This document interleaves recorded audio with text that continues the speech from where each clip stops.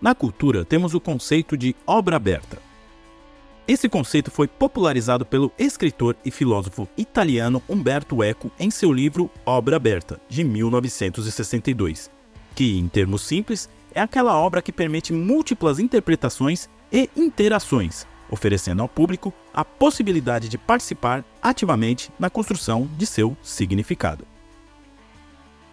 As nossas novelas são trabalhadas como uma obra aberta.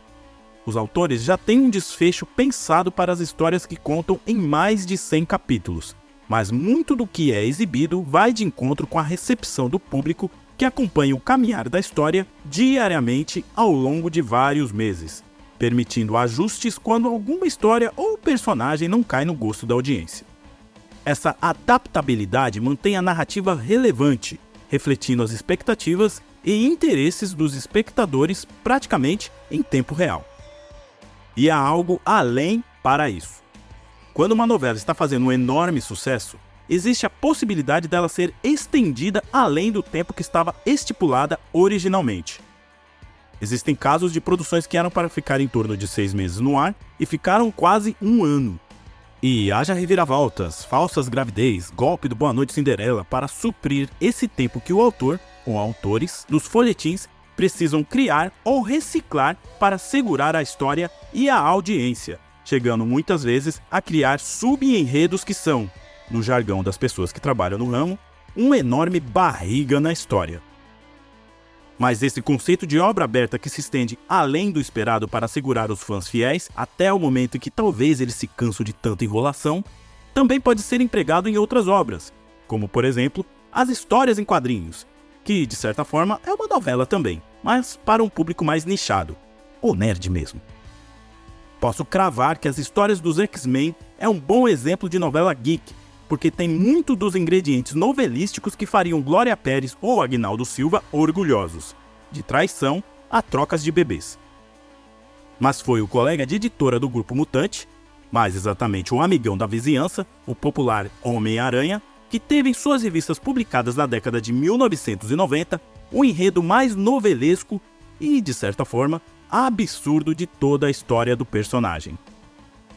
Nesta edição do Salada Cultural, eu falo sobre a Saga do Clone, uma epopeia protagonizada pelo herói aracnídeo que tem tudo que uma novela pede: conceito absurdo, mudanças fora do comum, personagens que ganharam destaque após aceitação do público, prolongamento da história que durou mais do que deveria, um quase final que deixou sua fanbase furiosa e um final que não foi dos melhores, mas era o que dava para ser feito. Vou falar também de como a situação financeira da Marvel Comics, que chegou até a pedir concordata, fez essa história do Homem-Aranha ser prolongada além do que deveria. Meu nome é Márcio Andrade e este é o Salada Cultural. Salada Cultural. Spider-Man does whatever a spider can. Spins a web any size, catches thieves just like flies. Look out, here comes the Spider-Man. Não há como negar que o Homem-Aranha é o personagem mais popular da editora Marvel Comics, quiçá das histórias em quadrinhos mundial. Desde que foi criado em 1962 por Stan Lee e Steve Ditko, o herói é o mais gente como agente da ficção. Seu alter ego Peter Parker sempre tem um dilema moral a seguir, querendo largar suas aventuras como defensor da lei para seguir a sua vida pacata, seja cuidando de sua tia May, que vivia doente, ou curtindo sua vida de casado com a esposa Mary Jane. Mas a cada momento que diz que está de saco cheio de ser um herói não remunerado com boletos a vencer e tendo a opinião pública dividida dizendo que ele é um meliante com aqueles que enfrenta, vem aquela lembrança de seu falecido tio Ben, dizendo que grandes poderes vêm grandes responsabilidades. Daí ele deixa seu dilema pessoal de lado e parte para enfrentar mais um vilão. Esse tipo de enredo varia de tempos em tempos, mas quando algum roteirista pega as edições do Aracnídeo, sabe que para escrever sobre ele tem essa cartilha de preceitos do herói que invariavelmente tem que seguir, injetando também muito bom humor. Porém, na primeira metade da década de 1990, não estava sendo seguido à risca essas ideias quem se prestava a escrever as aventuras do Homem-Aranha. Peter Parker naquele início de década estava casado com Mary Jane, fazendo seus trabalhos freelancers de fotógrafo no Clarim Diário e trabalhando como assistente no laboratório da Universidade Empire State. Então, uma nova saga fez com que seus pais, que supostamente estavam mortos, ressurgissem, virando de ponta cabeça a vida do herói, que já não era fácil. Mas, após algumas edições, foi descoberto que os pais de Peter eram na verdade réplicas ciborgues criadas pelo vilão camaleão a mando do Duende Verde, que naquela época era o antigo amigo de Peter Parker, Harry Osborn, filho de Norman Osborn, o Duende Verde original, que também sabia a identidade secreta do herói. O Homem-Aranha, ao descobrir essa farsa, ficou muito abalado, escondendo-se ainda mais na vida de herói e quase não dando importância à sua vida como Peter Parker, ou seja, se afastando de Mary Jane, sua tia May e todas as pessoas de seu vínculo familiar, além de amigos. O personagem ficou mais violento, talvez pela moda dos heróis da época serem mais soturnos, como bem falei no 4º episódio do Salada Cultural, em que contei sobre a saga da morte do Superman, que foi publicada na mesma época. Mas o que era comum nos novos heróis que surgiram na época não combinava com as características históricas do Homem-Aranha. Em consequência disso, todas as revistas do herói tiveram baixa vendagem, muito em conta das histórias que o herói Aracnídeo protagonizava, a falta de participação de personagens carismáticos que fazem parte do entorno do herói e, principalmente, do bom humor característico do Homem-Aranha, que mesmo tendo que carregar um caminhão nas costas, ainda tinha tempo para contar uma piada sobre a situação. A Marvel Comics, sabendo do potencial do principal herói da editora, precisou agir para que as vendas de suas revistas voltassem a crescer e fizesse o Homem-Aranha ter de volta aquele mojo que ele tinha e que tantos fãs sentiam falta. Para isso, os editores resolveram voltar ao passado. Salada Cultural. A equipe criativa da Marvel Comics no início da década de 1990 via que as histórias do Homem-Aranha não estavam em sua melhor fase por diversos fatores. Eles primeiro analisaram que o herói estava numa pegada muito sombria que não combinava com ele, também perceberam que o antigo herói, que era solteiro, sem perspectiva de vida amorosa e contando moedas enquanto socava vilões, não existia mais. Peter Parker era um homem casado, com responsabilidades de adulto e sem aquela proximidade que tinha com seus leitores, que tinham quase a mesma faixa etária do herói quando ele surgiu como simples estudante do ensino médio. Ou seja, eles acreditavam que faltava a identificação dos leitores no herói Aracnídeo. Tom DeFalco, editor responsável pelas revistas do herói, pensando nessa identificação com o público, resolveu, junto com a equipe criativa das publicações do Homem-Aranha, fazer uma saga que desse mais um chacoalhão na vida do personagem, algo que durasse em torno de 6 meses de história e que trouxesse o amigão da vizinhança de volta aos rumos e às vendas satisfatórias. A equipe criativa então foi em busca de uma inspiração de uma antiga história do herói, no período mais criativo do personagem, na década de 1970.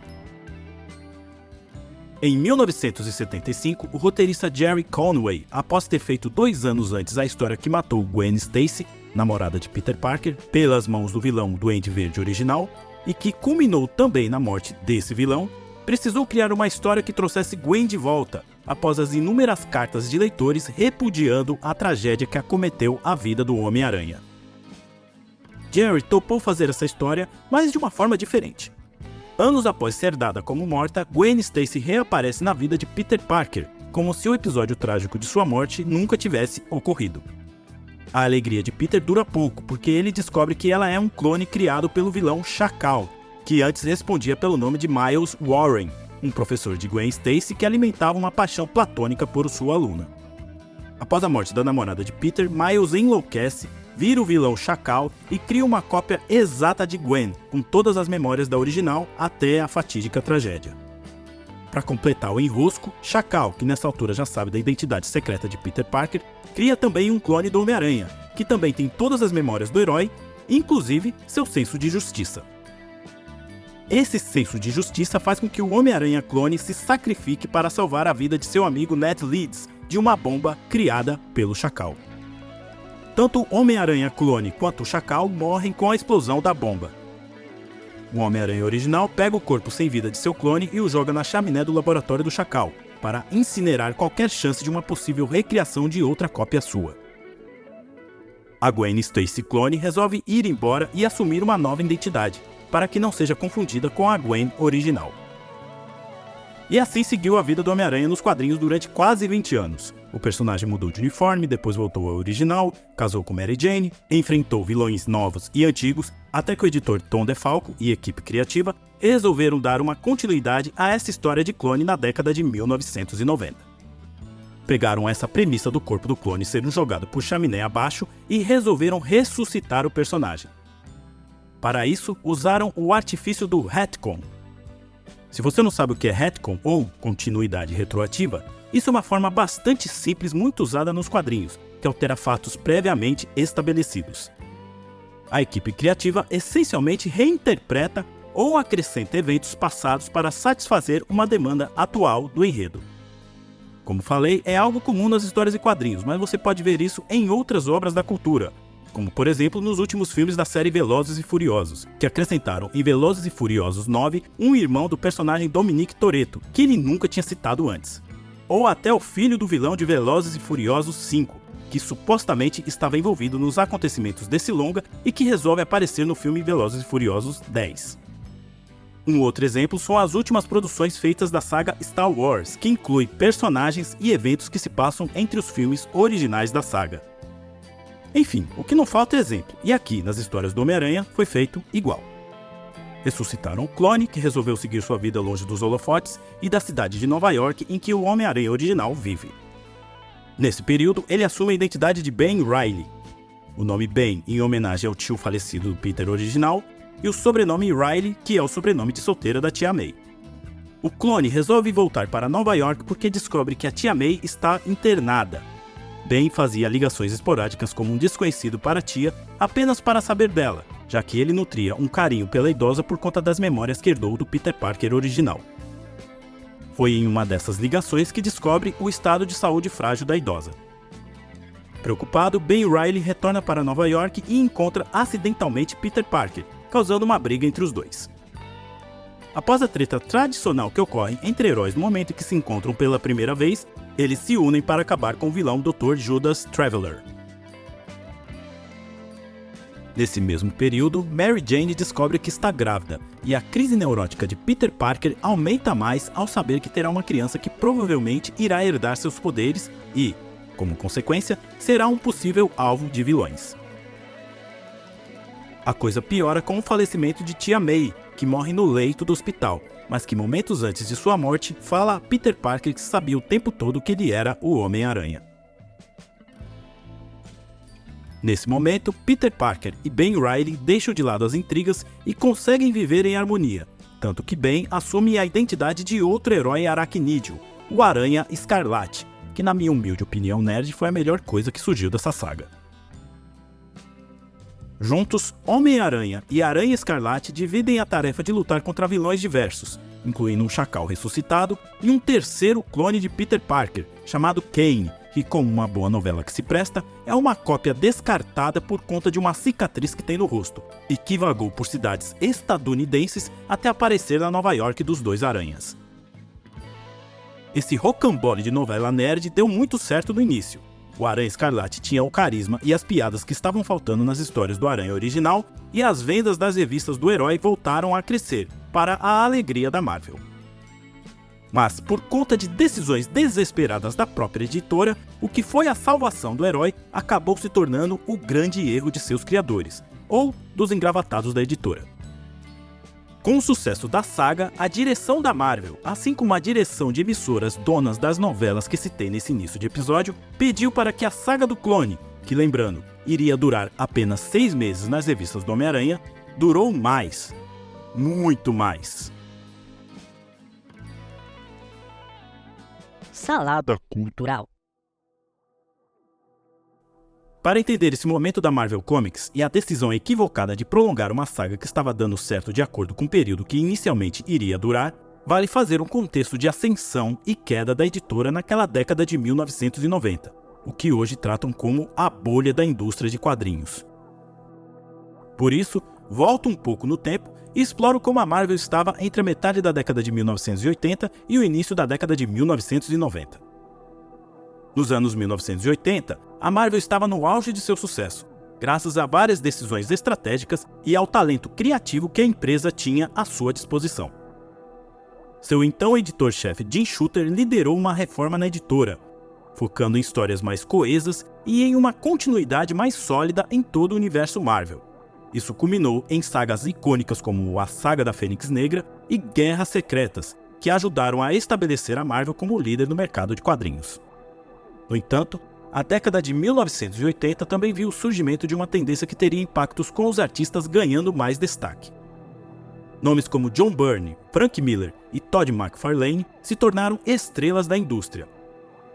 A Marvel, ciente do valor desses talentos, começou a dar mais liberdade criativa aos artistas, o que gerou histórias e ilustrações ainda mais marcantes. Essa era de ouro da Marvel culminou na criação de revistas recordistas de venda. Uma delas foi Homem-Aranha número 1, de 1990, que marcou a estreia do artista Todd McFarlane, cuidando tanto do roteiro quanto da ilustração no título solo do Homem-Aranha.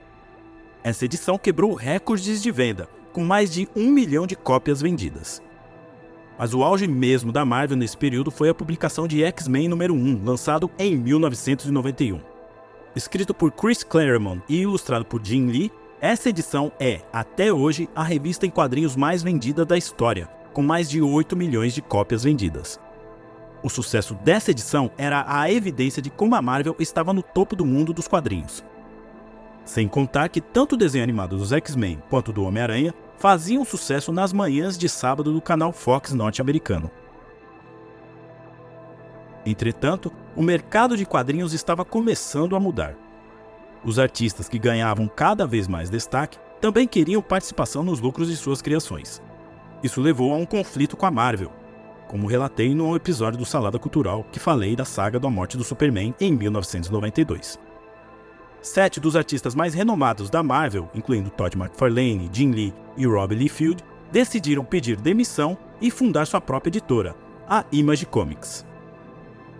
Naquela altura, a Marvel já era de outro dono. Ron Perlman, um empresário e investidor, desempenhou um papel fundamental na compra da Marvel em 1989. Ele é o fundador da McAndrews & Forbes Holdings Incorporated, uma holding de investimento diversificada. Perlman adquiriu a Marvel Comics da New World Entertainment. Segundo o livro Pancadaria, por dentro do épico conflito Marvel vs DC, de Reed Tucker, ele pagou 82,5 milhões de dólares pela aquisição, formando assim a Marvel Entertainment Group Incorporated. Sob a gestão de Ron Perlman, a Marvel expandiu seus negócios em várias direções. A empresa adquiriu a Fleer e a Skybox International, fabricantes de cartões colecionáveis, e a Malibu Comics, outra editora de quadrinhos. Além disso, a Marvel focou na promoção de personagens e sagas em que juntavam todos os principais personagens da editora, que tinha como objetivo aumentar as vendas.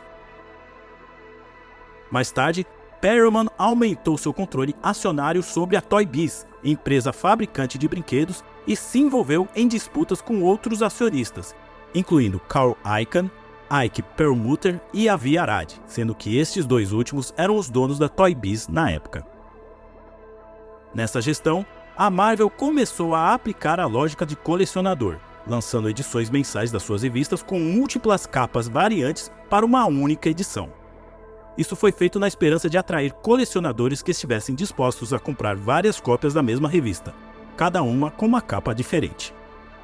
Essas capas variantes eram frequentemente limitadas em quantidade, e algumas eram mais raras do que outras, imitando assim o modelo de cartões colecionáveis de beisebol.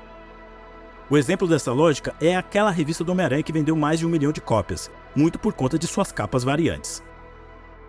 A ideia era que, ao conseguir várias revistas iguais, mas com capas diferentes, o colecionador no futuro venderia essas variantes a um preço maior, semelhante ao que era vendido com revistas históricas, como aquela que tem a primeira aparição do Superman ou a primeira edição dos X-Men.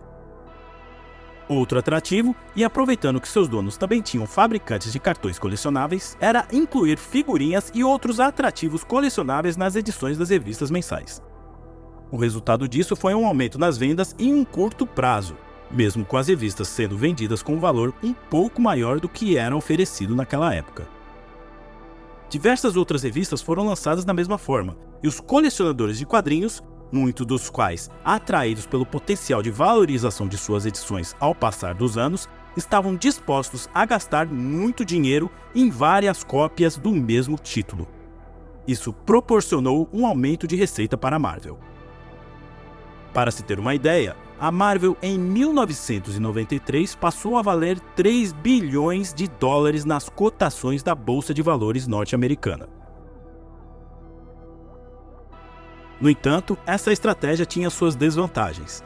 Chegou um momento que a bolha estourou, deixando o mercado de quadrinhos saturado com tantas edições variantes que isso, eventualmente, deixou de ser uma futura fonte de lucro para colecionadores, já que todo mundo poderia adquirir uma capa variante, deixando de ser um item raro e caro. Hoje, qualquer revista com capa variante daquele período, seja do Homem-Aranha ou de outro personagem, se você for pesquisar em sites americanos especializados em leilões de produtos, como o eBay, estão sendo vendidos por um valor bem baixo, diferente, por exemplo, de uma Action Comics do ano de 1938, com a primeira aparição de Superman, que em 2014 foi arrematada em leilão por 3,2 milhões de dólares. Essa percepção de que os quadrinhos eram mais um investimento financeiro do que uma forma de entretenimento prejudicou a indústria a longo prazo. À medida que a década de 1990 se desenrolava, a indústria de quadrinhos estava passando por mudanças drásticas. Essa especulação de edições em grande quantidade na esperança que se tornassem itens valiosos no futuro teve um preço. A Marvel, como líder da indústria, foi com muita sede ao pote vendo esses números de vendas recordes a curto prazo. Com a diminuição das vendas das revistas um pouco antes da metade daquela década, a conta veio. A editora havia se endividado para adquirir licenças e expandir seus negócios além dos quadrinhos, culminando em uma situação financeira insustentável para a Marvel na segunda metade da década de 1990. A editora estava em uma montanha de dívidas com poucas receitas para equilibrar as contas. E uma das soluções para tentar estancar a sangria nas contas da editora era expandir sagas que estavam dando certo para manter a venda das revistas e assim tentar sanar o prejuízo. Entre as histórias prolongadas estava a Saga do Clone. Salada cultural. Com a ordem vinda de cima, a equipe criativa do Homem-Aranha estendeu a Saga do Clone para o que chamaram de novas possibilidades, que envolveu mais personagens, mais tramas e subtramas e muito mais clones que surgiram nesse emaranhado de história. Mesmo com o sucesso inicial da primeira fase, houve a demissão de Tom DeFalco do cargo de editor-chefe das revistas do Homem-Aranha. DeFalco conta em entrevistas que o desejo dele era que, assim que encerrasse a Saga do Clone, o Aranha Escarlate teria uma revista própria e teria aventuras junto com o Homem-Aranha original, mais ou menos como é feito hoje com o Homem-Aranha de Miles Morales. Mas ele não era o dono do personagem, então a decisão final não partiu dele, o que o levou à demissão. Junto com a completa ausência de uma direção clara para a equipe criativa após a saída de DeFalco, foi feita uma decisão que ia de encontro àquele desejo dos chefões da Marvel de trazer o Homem-Aranha de volta para aquele período de ouro de histórias.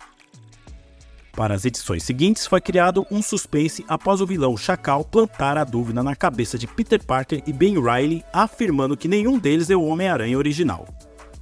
Com isso, os dois fizeram um teste de DNA para verificar quem era o clone e quem era o verdadeiro, ou se os dois eram clones. O resultado foi o que fez Peter Parker ficar ainda mais perturbado após a morte de sua tia May. O exame mostrava que Ben Reilly era o verdadeiro Homem-Aranha e o Peter Parker, casado e prestes a ser pai, era um clone.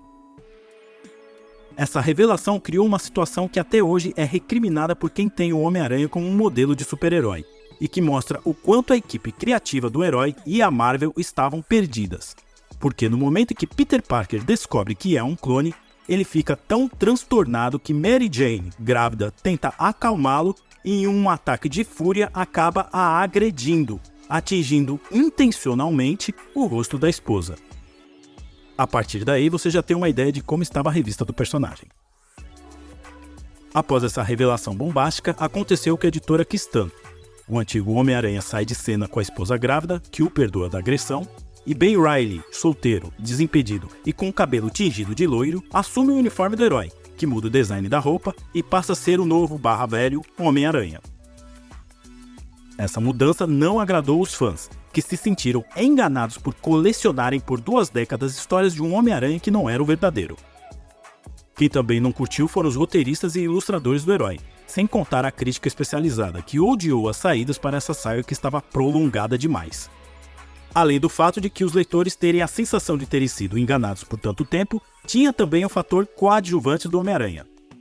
Por exemplo, Ben Reilly pode ser considerado a versão original do Homem-Aranha, mas o fato dele ser diferente daquele Peter Parker antes de ter sido dado como morto, fez ele não interagir com personagens icônicos do herói, como o J. Jonah Jameson, o dono do jornal Clarim Diário. Sem contar que muitas histórias contadas depois da saga do clone de 1975 moldaram profundamente o personagem. E o pior aconteceu. As vendas das revistas do personagem caíram vertiginosamente e a editora, que já andava mal das pernas, entrou em pedido de concordata, que é o último estágio antes da falência total. E a saga do clone, que teoricamente estava finalizada, teve um epílogo para salvar o personagem da total tragédia. Para essa missão de acudir às publicações do Homem-Aranha, foi escalada uma nova equipe criativa para as revistas do personagem. Dentre os novos contratados estava Dan Jurgens, conhecido na época como o responsável pela história que matou o Superman nos quadrinhos. Ele havia acabado de sair da equipe criativa do Homem de Aço na DC Comics e assumiu a missão de salvar outro ícone dos quadrinhos que ia mal das pernas. Logo de cara, Jurgens disse ao editor Bob Budiansky que era essencial trazer Peter Parker de volta, que aquela ideia de tornar Homem-Aranha solteiro e sem compromisso dos velhos tempos uma grande besteira. Bob, que também não tinha apreço pela mudança de protagonista, concordou prontamente. Para a volta de Peter Parker foi criada outra retcon, mas dessa vez de um vilão do amigão da vizinhança que há muito tempo estava morto e que tem relação com a primeira história dos clones da década de 1970. Salada cultural. Essa novela de como voltar com Peter Parker se estendeu por meses, envolvendo praticamente todos os roteiristas, artistas e outros colaboradores não só da equipe criativa do Homem-Aranha, mas de toda a Marvel. Nesse brainstorm gigante, cada um que era consultado vinha com suas sugestões de como finalizar a história. Houve desde viagens no tempo até amnésia. Como era de se esperar, essa mistura de sugestões afetou a qualidade das histórias, resultando em novas reviravoltas que fariam Valcir Carrasco bater palma de pé. No fim das contas, foi decidido que para encerrar a saga do clone de forma satisfatória, seria necessário trazer de volta um personagem ainda mais antigo: Norman Osborn, o Duende Verde original. Norman Osborn, como sabem, foi morto justamente na mesma história em que ele mata Gwen Stacy, e que culmina na primeira história dos clones da década de 1970. Então fizeram uma nova retcon, dando vida novamente a Norman Osborn e fazendo o vilão trabalhar nas sombras contra o Homem-Aranha durante todo esse tempo que levou até a saga do clone. Ele teria sido responsável por tramar todo esse imbróglio, não só da volta do Chacal e do falso exame que fez parecer que Peter Parker era o clone, como também colocaram na conta dele a responsabilidade da autoria até dos pais androides de Peter. No clímax dessa trama que já estava fazendo hora extra, Ben Reilly apanha mais que o Rock Balboa e é sequestrado pelo Duende Verde Norman Osborn. Enquanto isso, Mary Jane está em trabalho de parto e Peter Parker tenta ir até o hospital para ver a esposa e a filha. No caminho, ele também é sequestrado por Norman Osborn, que coloca os dois aranhas como reféns para que, como todo vilão, exponha todo o seu plano contra o arqui-inimigo. Após conseguirem se soltar, a briga entre os aranhas e o Duende Verde toma os céus de Nova York, até que em um momento chave, Ben Reilly se sacrifica para salvar Peter Parker. Quando seu corpo começa a se decompor imediatamente, fica evidente quem era o verdadeiro Peter Parker e quem era o clone. Norman Osborn perde a luta, mas consegue fugir, porque, afinal, um vilão ressuscitado precisa ser usado mais vezes, né? E para adicionar ainda mais emoção a essa história, enquanto tudo isso acontecia, Mary Jane finalmente dá à luz a uma filha, que, infelizmente, não sobrevive após o parto. Ou será que sobrevive?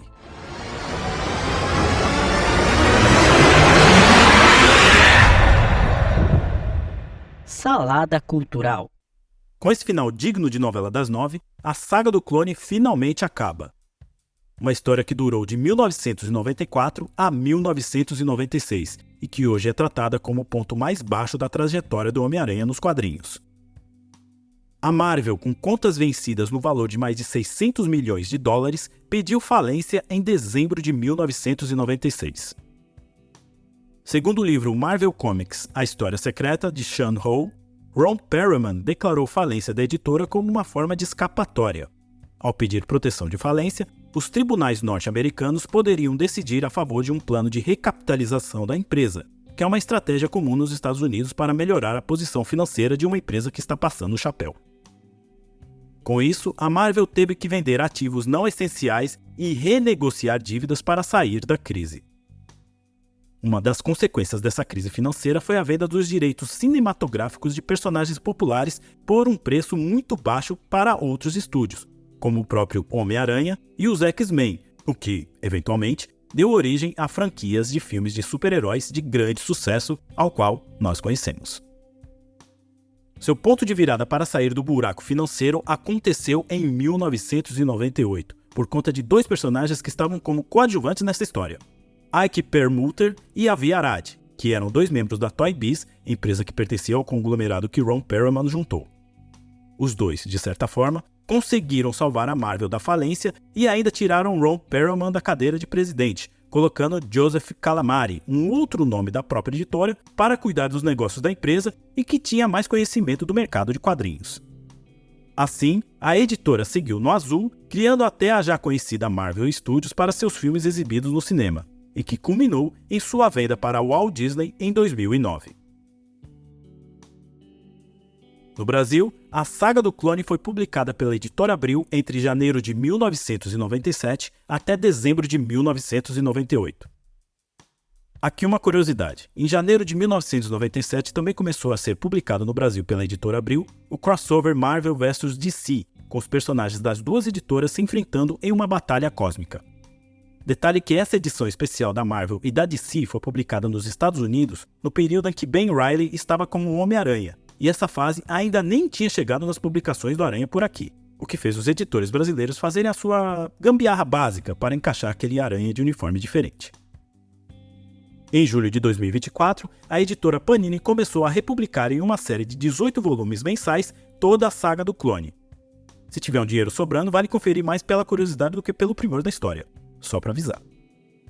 Tom DeFalco, em 2009, juntamente com o roteirista Howard Mackey, revisitou a saga do Clone em uma minissérie fora da cronologia oficial do herói, contando como ele acha que essa saga deveria ter sido publicada em 1994. Esse especial foi publicado aqui no Brasil pela editora Panini em 2010. Ainda demorou um tempo para que as histórias do Homem-Aranha tomassem um rumo que fizesse o herói voltar à fase do amigão da vizinhança que todo mundo gosta, e ser uma das revistas mais vendidas da Marvel Comics.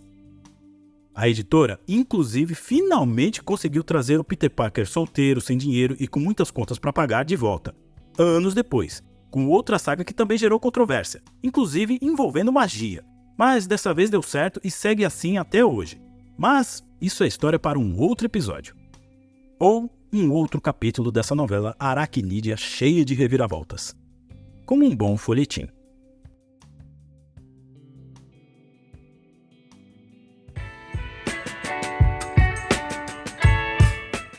O Salada Cultural fica por aqui.